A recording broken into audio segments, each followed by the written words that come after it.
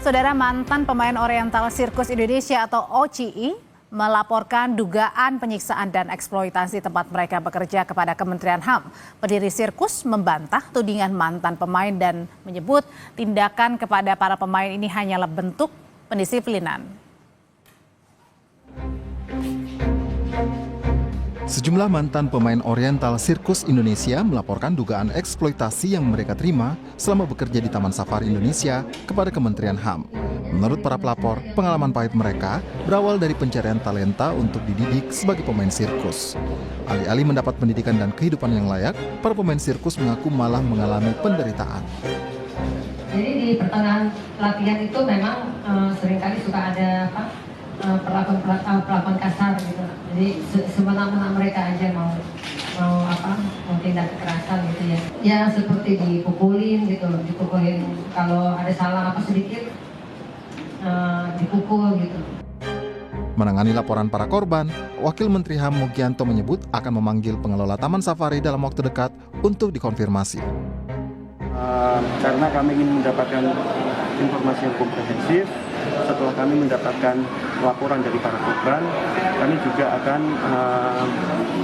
mengupayakan untuk juga mendapatkan informasi dari pihak yang dilaporkan sebagai pelaku tindakan yang tadi disampaikan. Kapan rencananya Pak pihak Taman Safari dipanggil ke?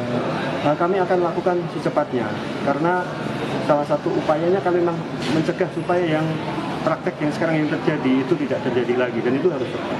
Jadi ya mudah-mudahan dalam minggu-minggu ke depan kita sudah bisa lakukan.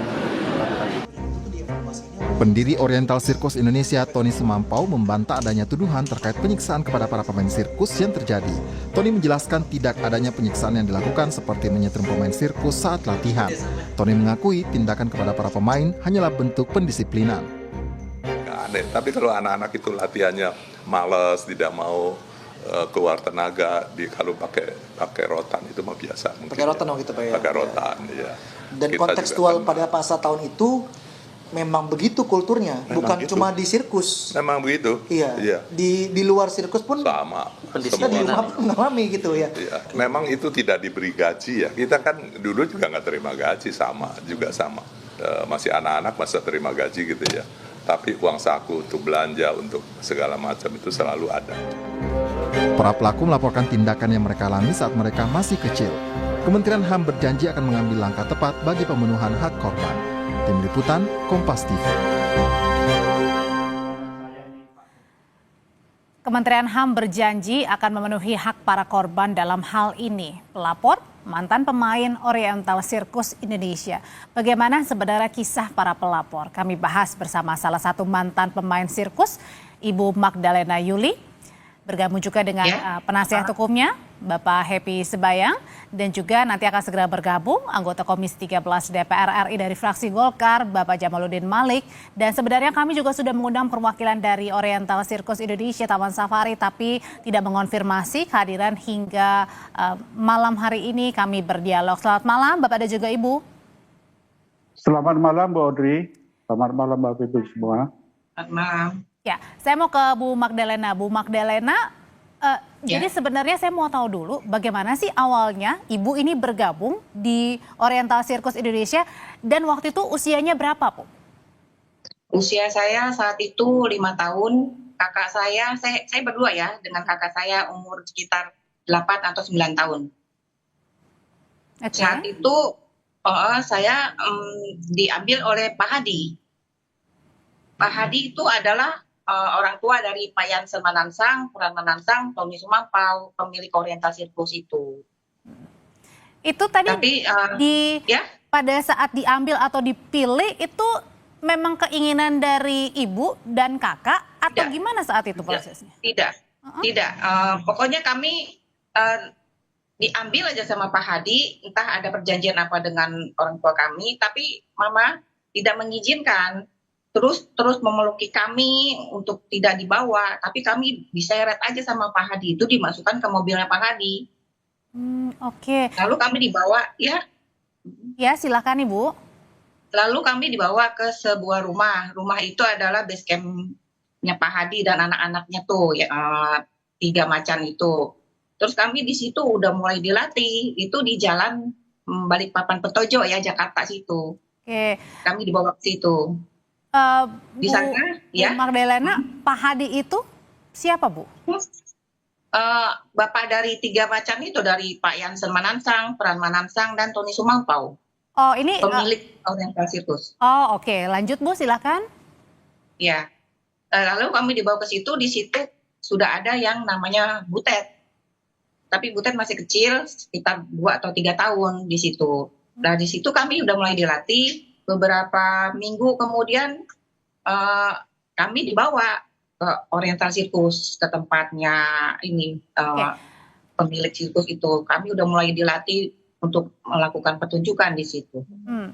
Bu Magdalena, tanpa mengurangi simpati kami atas pengalaman traumatis Ibu dan juga korban lainnya, saya pengen bertanya lagi, mundur lagi tadi. Pada saat tadi Ibu nggak tahu ya sama Kakak ya, kenapa kemudian harus dipisahkan. Tadi juga sempat Ibu Magdalena juga kemudian tidak mau ya?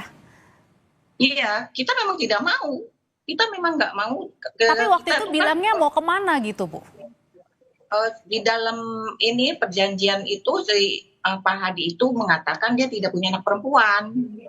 Dia pengen punya anak perempuan, ingin menyekolahkan kami dan mengangkat kami sebagai anaknya. Itu perjanjian itu pada orang tua kami. Jadi pada saat itu sampai di sana pun Ibu baru mengetahui, oh ternyata Ibu dan korban-korban lainnya ini diminta untuk bermain sirkus.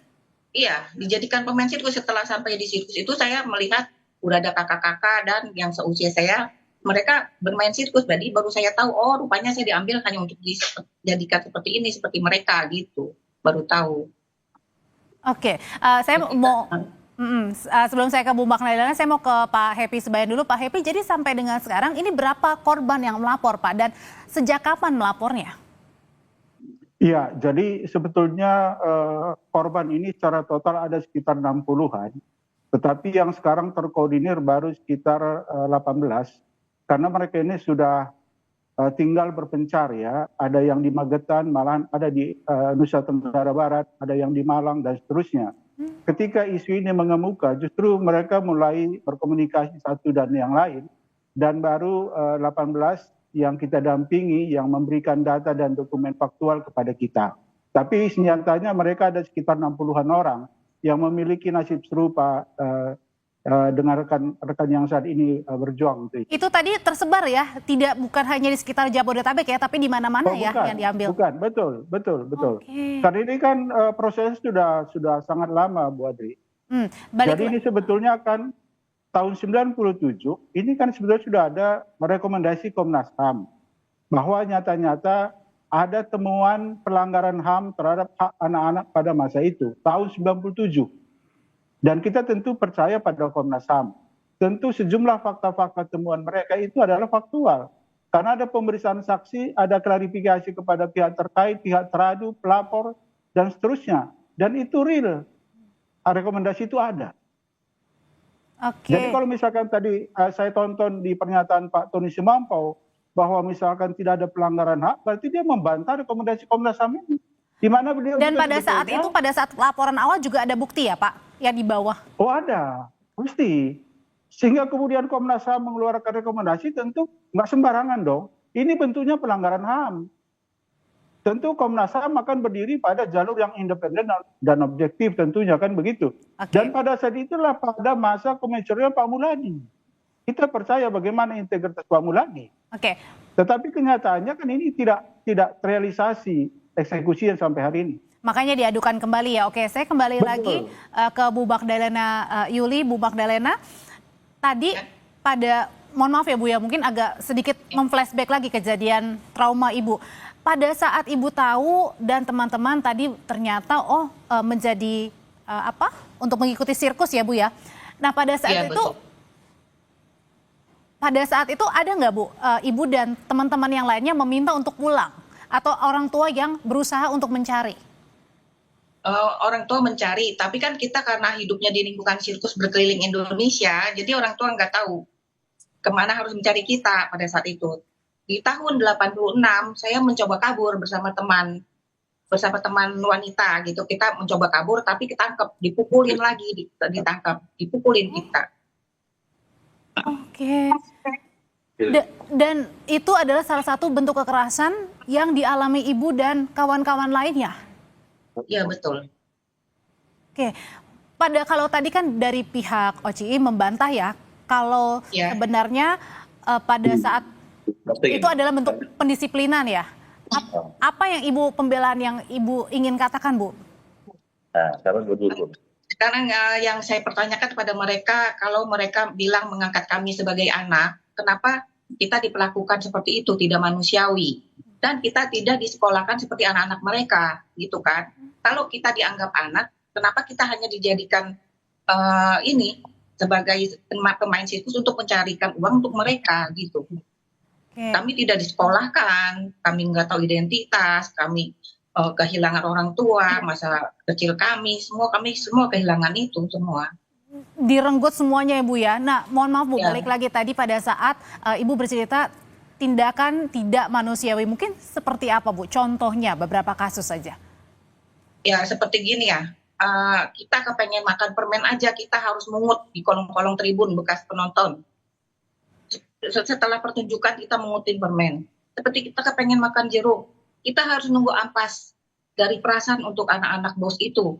Kita nggak pernah menikmati makanan seperti itu. Seperti makan kita nasi bungkus untuk 2 bungkus itu untuk 3 orang seperti itu.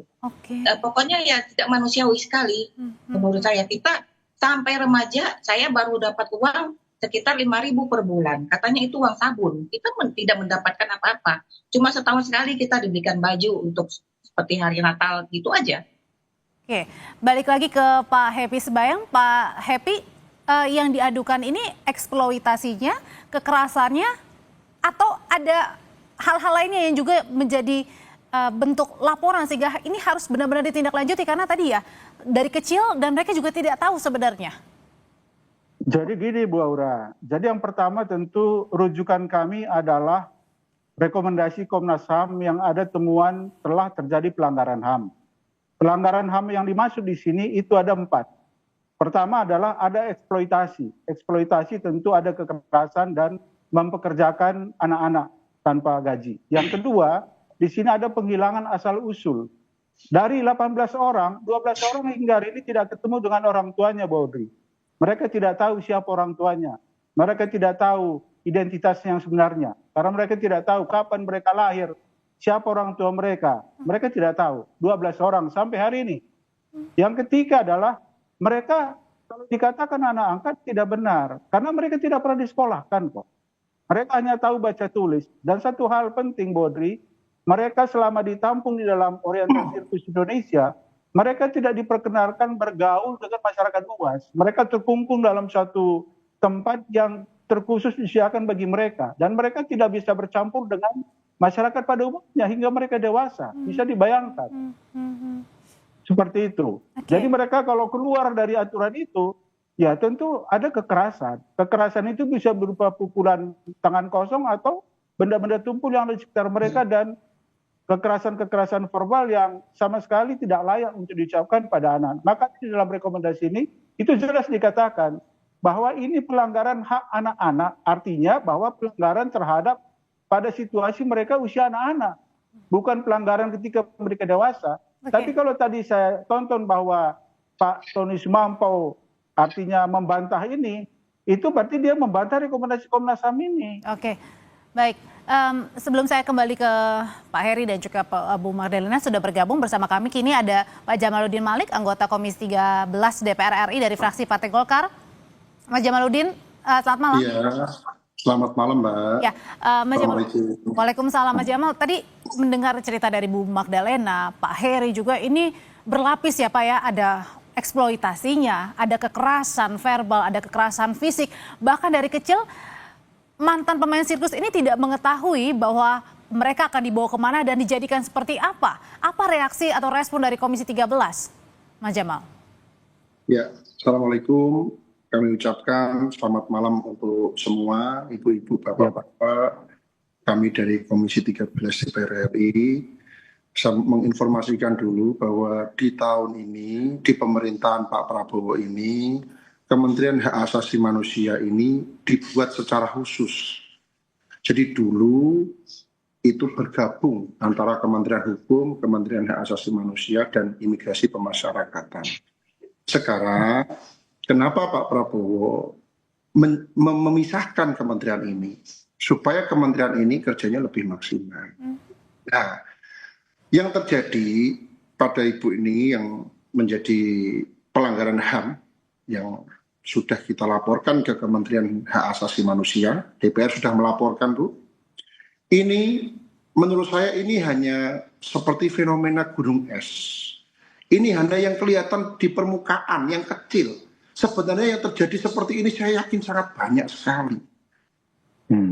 Karena itulah kami, teman-teman Komisi 13, mendorong Pak Natalius Pigai sebagai Menteri Hak Asasi Manusia untuk bergerilya. Dan kita harapkan masyarakat mengetahui bahwa sekarang Pak Prabowo itu menjunjung tinggi hak asasi manusia, diwujudkan dengan adanya kementerian khusus, yaitu Kementerian Hak Asasi Manusia, yang dulunya digabung-gabung, sekarang dikasih. Nah, kalau gitu respon cepatnya dari Komisi 13 apa nih menanggapi ini? Karena kan tadi kan sudah dibentuk khusus ya, Kementerian Hak Asasi khusus. Manusia, Mas Jamal. Ya, respon kita itu sudah mengkoordinasikan dengan Kementerian Hak Asasi Manusia untuk melakukan investigasi menyeluruh, independen, dan transparan terhadap dugaan pelanggaran yang terjadi. Yang kedua, menyediakan pelindungan dan pendampingan hukum serta psikologis bagi korban. Terus kita menindak tegas pihak-pihak yang terbukti melakukan atau membiarkan terjadinya kekerasan dan eksploitasi ini. Terus yang kita lakukan juga yang paling penting adalah mengevaluasi sistem pengawasan terhadap pertunjukan hiburan berbasis manusia dan hewan, agar kedepannya tidak terulang lagi hal-hal semacam ini, Bu. Oke, dari pihak pengacara sendiri, ini sudah selain ke tadi Kementerian Hak Asasi Manusia juga sudah lapor kemana lagi? Ke polisi sudah, Pak Heri? Iya, jadi gini Bu Aura. Jadi yang pertama sebetulnya dulu para korban sudah melaporkan juga ke Mabes Polri dengan dugaan penghilangan asal-usul orang tua. Tetapi Mabes Polri mengeluarkan surat perintah penghentian penyidikan SP3. Lalu berikutnya para korban sudah melaporkan ke Komnas HAM sudah mengeluarkan rekomendasi temuan pelanggaran HAM, itu sudah nyata. Lalu Komnas Perempuan juga sudah dilaporkan, Komnas Perempuan sekarang sudah menyurati pihak terkait tapi tidak ada respon. Kami juga sudah melaporkan ke Komisi Perlindungan Anak, Komisi Perlindungan Saksi dan Korban, dan kemarin ke Kementerian Hak Asasi Manusia. Ke depan kami akan audiensi dengan Komisi 3 dan Komisi 13. Tapi intinya Bu Audrey, ini sudah rekomendasi 28 tahun, sejak 97.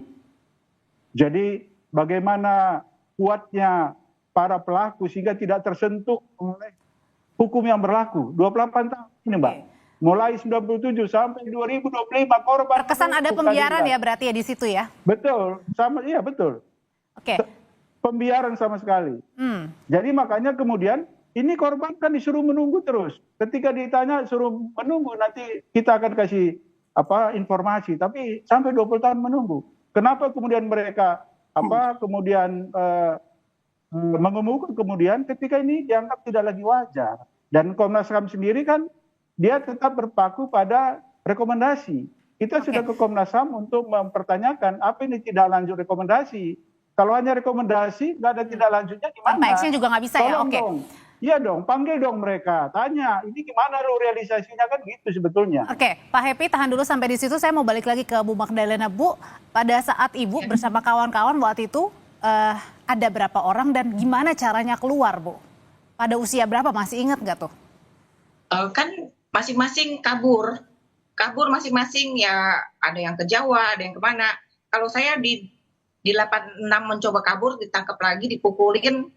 Terus sampai akhirnya tahun 87 saya menikah sesama pemain. Di situ saya izin keluar nggak dibolehin. Akhirnya saya pura-pura mau nengok anak, terus saya kabur nggak balik lagi. Tahun 89 itu. Dan setelah kabur itu Ibu dan juga anak-anak atau teman-teman lainnya tidak tahu asal usul ya? Nggak punya asal usul. Karena nggak tahu Dan kita, atau lupa. Ya kita juga saling hilang kontak sama teman-teman lain. Kita nggak tahu pada kemana-mana gitu. Kalau Kita nggak dengan punya keluarga? identitas, ya. Dengan Kalau keluarga saya di tahun 87 itu saya mencari. Pada saat itu tahun 84 saya menemukan secari kertas itu putih di karavannya Pak Jansen itu, saya menemukan di situ ada semacam surat kenal lahir. Surat kenal lahir itu atas nama kakak saya dan saya. Di situ tertera alamat. Ketika sirkusnya main di Bekasi, saya mencoba mencari. Akhirnya saya bertemu dengan keluarga saya. Oke, kalau teman-teman yang lain, Ibu? Teman-teman yang lain, mereka sama sekali belum bertemu. Ada yang udah bertemu seperti Ida. Cuma beberapa orang kayak yang udah bertemu karena itu mencari sendiri, bukan dipertemukan oleh pihak sirkus. Pada saat tadi kan Ibu berusaha mau keluar ya, tapi kemudian dilarang oleh pihak-pihak yang di dalamnya. Kemudian pernah nggak bertanya Bu, sampai kapan? Terus kemudian boleh nggak kita telepon orang tua? Boleh nggak kita tahu orang tua kita siapa dan di mana? Tidak, mereka tidak istilahnya tidak membuat kita itu tahu orang tua kita. Ada yang dibilang, mama lu udah mati, ini lu mama lu udah kawin lagi, tukang beca, gitu-gituin kita. Mohon maaf, jadi ibaratnya seperti menghilangkan identitas atau jati diri sendiri gitu ya Bu? Iya, Bu. Oke, balik lagi ke Mas Jamal. Mas Jamal, kalau tadi Pak Happy bilang sudah melapor ke sana ke sini tapi tidak ada 28 tahun kurang lebih, tapi tidak ada tindakannya. Seakan-akan ada pembiaran, seakan-akan ini terlalu kuat banget nih orang-orang yang berada di balik ini. Oke. Jadi saya sudah mendengar penjelasan dari lawyer tadi dan Ibu juga. Saya prihatin sekali dan marah, saya benar-benar marah dengan keadaan yang terjadi seperti ini. Habis ini saya akan komunikasi dengan Pak Kapolri, komunikasi khusus dengan Bapak Kapolri supaya kasus ini diusut dengan tuntas dan cepat. Supaya apa? Kalau ada korban-korban yang lain bisa terselamatkan. Ini mirip di film ya Bu. Saya sering melihat kejadian seperti ini, eksploitasi ini di film. Saya kira adanya cuma di film, ternyata di kehidupan nyata juga ada. Masya Allah, benar-benar kejam sekali dan keji sekali. Diperlakukan tidak manusiawi. Benar, saya habis ini Bu. Akan ada rekomendasi juga nggak Mas Jamal? Ini mungkin dari pihak OCI-nya sendiri untuk dihentikan sementara untuk beroperasi atau sebenarnya masih beroperasi nggak Di? Ya. Kalau beroperasi atau belumnya kita belum tahu. Masih beroperasi atau tidak, kita belum ke lapangan. Jadi saya yang jelas akan merekomendasikan hari ini, malam ini, setelah acara ini saya akan telepon kepolisian untuk benar-benar cepat dan serius menanggapi hal ini. Dan saya juga akan laporkan ini ke Kepala Staf Presiden, ke Pak A.M. Putranto, supaya berita ini sampai kepada Pak Presiden, supaya dapat perhatian khusus gitu Bu. Karena harus cepat ya Mas ini? Ya, karena mitra kita salah satunya kan Kepala Staf Presiden. Jadi segala informasi ini, saya pastikan informasi ini malam ini sampai ke Pak Presiden. Saya pastikan itu. Kita tunggu itu. Kembali lagi ke Pak Happy. Pak Happy, ketika OCI ini kan vendor sirkus Taman Safarinya Indonesia, betul ya? Bukan Mbak Uri. Jadi sedikit saya jelaskan. Jadi Oriental Circus ini dimiliki oleh Pak Hadi Manangsang. Anaknya ada 3. Ada Jansen Manangsang, ada Frans Manangsang, dan Tony Sumampau. Oriental Circus inilah yang kemudian menjadi cikal bakal terbentuknya Taman Safari Indonesia. Jadi mereka juga yang kemudian menjadi pemilik Taman Safari Indonesia. Secara hukum bisa aja beda pendirian dari sisi legalitas, tetapi orangnya itu juga. Pelakunya adalah orang Oriental Circus Indonesia yang kemudian itu menjadi cikal bakal dan berkembang menjadi Taman Safari Indonesia. Realnya adalah beberapa korban justru mengalami penyiksaan di Taman Safari ketika Oriental Circus ini tidak lagi beroperasi dan berpindah kepada Taman Safari Indonesia. Oh, dan jadi itu penyiksaan ada kekerasan di dalam Taman Safari juga? Betul. Dan saya rasa makanya seperti yang kemarin kita sampaikan di Kementerian Hak Asasi Manusia, kita mengusulkan dibentuk tim pencari fakta dari lintas sektoral agar ini kami menduga di sana masih banyak anak-anak yang sebetulnya ingin keluar. Ingin keluar sebetulnya. Artinya begini, ini kan mencuat kasusnya tahun 97. Bisa jadi sejak tahun 97 ada perbaikan tentang kesejahteraan di sana, sejak tahun 97. Tapi teman-teman ini kan kelamnya itu kan sebelum tahun 97. Itulah penyiksaan yang paling berat dan kekerasan yang paling berat. Ketika ini mencuat kasusnya tahun 97, bisa jadi pihak Taman Safari itu memperbaiki segala sesuatu di sana agar lebih baik. Mungkin Kak, kalau gitu Mas Jamal, perlukah ada mungkin rekomendasi untuk diinvestigasi tadi juga termasuk ada di Taman Safari, apakah perlu mungkin ada penutupan sementara atau rekomendasinya? Sangat perlu ditutup sementara sangat perlu karena apa, ini benar-benar melukai hati kita semua. Ini fakta yang kita temukan, ada korbannya yang merinding ini saya 89 itu baru lahir, ibu kabur 89, saya baru lahir itu, saya masih bayi, ibu sudah mengalami penyiksaan sebegitu luar biasanya, benar-benar saya marah dengan yang terjadi ini. Benar, kita kasih rekomendasi untuk ditutup sementara supaya kasus ini benar-benar bisa fokus menangani kasus ini. Ya, terima kasih juga Ibu, saya perwakilan dari negara, saya mohon maaf kalau terjadi pelanggaran HAM seperti ini. Saya DPR, saya bicara mewakili negara saya, benar-benar keji sekali Ibu, keji sekali Ibu. Ibu nanti kita minta kontaknya Ibu, saya secara pribadi apakah dibolehkan? Nanti saya akan berkunjung ke tempat Ibu ya secara pribadi. Ya, kembali lagi ke Bu Magdalena, Ibu mohon maaf ya, saya harus bertanya banyak, pasti Ibu juga sampai sekarang masih trauma sekali. Bu Magdalena tidak bisa pasti Ibu dan kawan-kawan lainnya tidak bisa membalikan masa lalu lagi. Kalau bisa diulang, tidak pengen terjadi hal ini. Tapi sekarang sudah terjadi Bu, berpuluh-puluh tahun, belasan tahun. Sekarang ini apa yang ingin Ibu sampaikan Bu dari kasus eksploitasi, kekerasan, menghilangkan jati diri? Ya, saya berharap ini tidak terjadi lagi, dan saya berharap kita mendapat keadilan dengan apa yang sudah mereka perbuat kepada kita. Dan saya juga berharap teman-teman yang lain juga mendapatkan keadilan sama gitu, seperti apa yang sudah kita rasakan dahulu. Dan Ibu juga ada dugaan bahwa ada orang-orang lain mungkin yang masih berada, kemudian tadi seperti Pak Happy bilang, mungkin saja belum bisa keluar. Ada benar, memang masih ada. Ada itu, kita kan bergenerasi ya. Kita ini bergenerasi dari generasi 1, 2, kita bagian generasi 3, ada generasi 4, generasi 5. Oke, baik. Kami harap diskusi ini tidak hanya sekedar diskusi, Mas Jamal juga kemudian dari teman-teman dan Kementerian HAM juga harus bergerak cepat ya Mas ya untuk mengusut ini, karena tadi jangan-jangan masih ada orang lain yang masih belum bisa diselamatkan atau menyelamatkan diri. Jum ini selesai, saya langsung telepon kepada Pak Presiden untuk menyampaikan ini kepada Bapak Presiden. Kita tunggu tindakan action ya. Terima kasih. Langsung ini. Terima kasih Pak Jamal. Langsung. Ya. Terima kasih banyak Bu Magdalena Yuli. Terima kasih juga penasehat hukum Happy Sebayang dan juga Jamaluddin Malik, anggota Komisi 13 DPR fraksi Partai Golkar.